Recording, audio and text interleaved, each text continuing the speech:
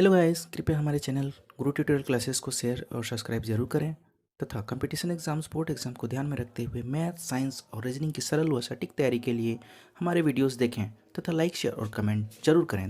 अभी भूगर्भ के आंतरिक संरचना के बारे में पढ़े है ना। संरचना इस प्रकार से होती है। अब इसमें हम लोग जो है तापमान के बारे में देखते हैं कि तापमान जो है किस प्रकार से परिवर्तित होता है, या अंदर का तापमान कितना होता है, बाहर का तापमान कितना अंतर होता है, या तो इसमें जो है कितना डिफरेंस होता है, उसके बारे में पढ़ना है अपने को।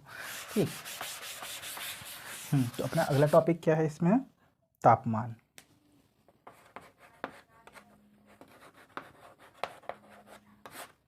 देखो बाकायदा से शुरुआत में देखो हम लोग जो है देखते हैं कि हर 32 मीटर में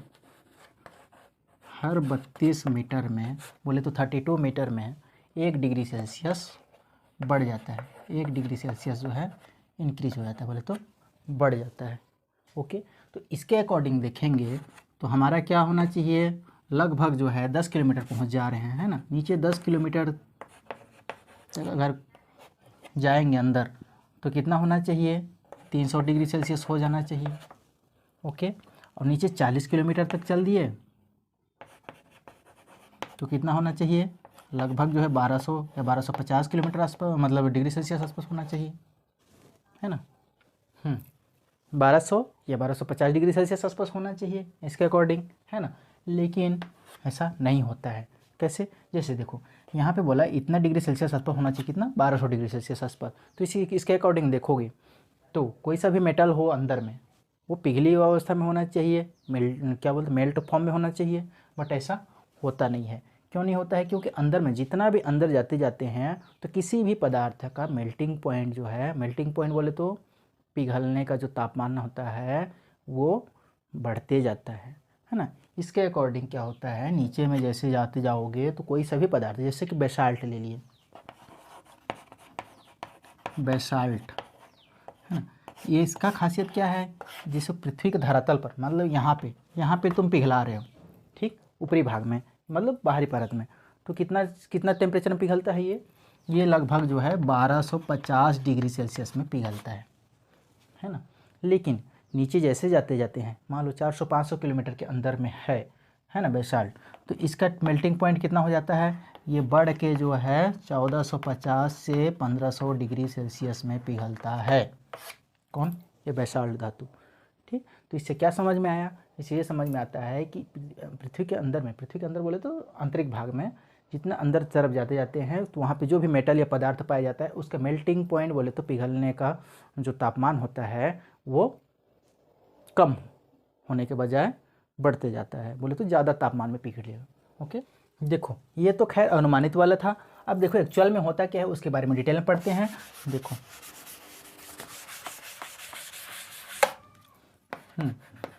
तापमान देख रहे हैं, हाँ, तो इसके अकॉर्डिंग क्या होना चाहिए, हम लोग जैसे अभी देख रहे हैं, हाँ, हमको लगता है कि जैसे नीचे की ओर या बोले तो केंद्र की ओर बढ़ते जाते हैं तो तापमान एक निश्चित अनुपात में बढ़ना चाहिए, बट ऐसा नहीं होता है।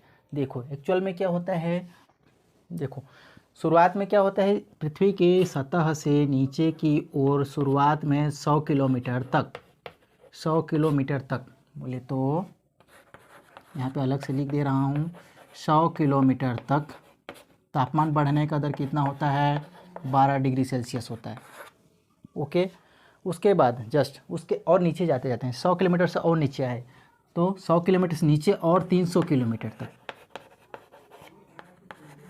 सेकेंड नंबर देखो 100 किलोमीटर तक यहाँ तक आ गए, है ना, केंद्र की ओर, और केंद्र की ओर और 300 किलोमीटर तक और आगे बढ़ते जाते हैं, तब क्या होता है, इसका जो बढ़ने का रेट है वो कितना हो जाता है, 20 डिग्री सेल्सियस पर किलोमीटर।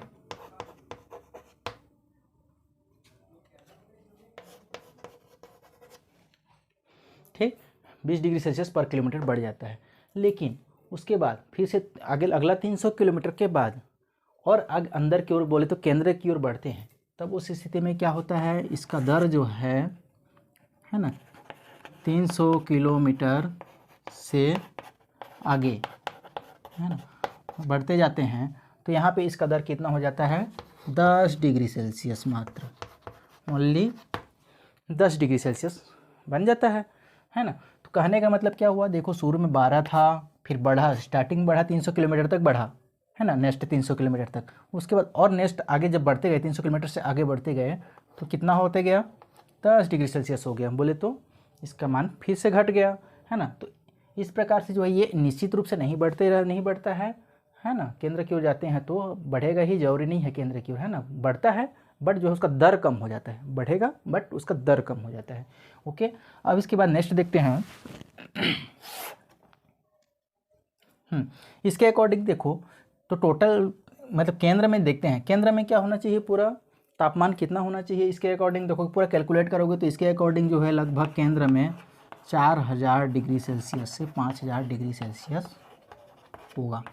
क्या केंद्र का तापमान बोले तो किसका, क्रोड का तापमान 4000 से 5000 डिग्री सेल्सियस होगा। ओके, ठीक है, बहुत हाई टेम्परेचर होता है केंद्र में इसका।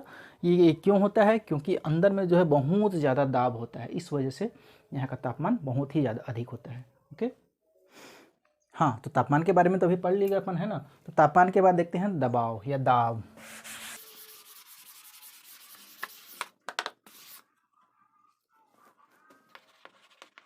दबाव या दाब जो पढ़ते हैं अपन, है ना, ये दाब कितना होता है अंदर की ओर, मतलब केंद्र की ओर बढ़ते जाते हैं तो उसके लिए देख लेते हैं। जैसे देखो ऊपरी परत जितना भी है वो निचले वाले परतों को, क्योंकि केंद्र अपनी ओर आकर्षित करता है, जैसे कि गुरुत्वाकर्षण बल वगैरह सेंट्रलाइज्ड होता है ना, उसी का कारण जो है दाब मतलब प्रेशर बढ़ते जाएगा, ऊपर का लोड भी नीचे पड़ते जाएगा, इसलिए नीचे का परत में दाब बढ़ते जाएगा, है ना। तो धीरे धीरे जो है नीचे जैसे अंदर की ओर जाते हैं तो दाब का मान बढ़ते जाता है, इतना बढ़ जाता है इसके केंद्र में आते आते तक, जैसे कि मान लो ये समुद्र है ना, समुद्र के ऊपर में किसका दाब लगता है, हवा का, वायु का, है ना, वायु का जो दाब लगता है, यहाँ पे दाब लगेगा, उसका जो है 30 से 40 लाख गुना, इतना लाख गुना अधिक होता है दाब यहाँ का, बोले तो पृथ्वी के केंद्र में। समझ में आया।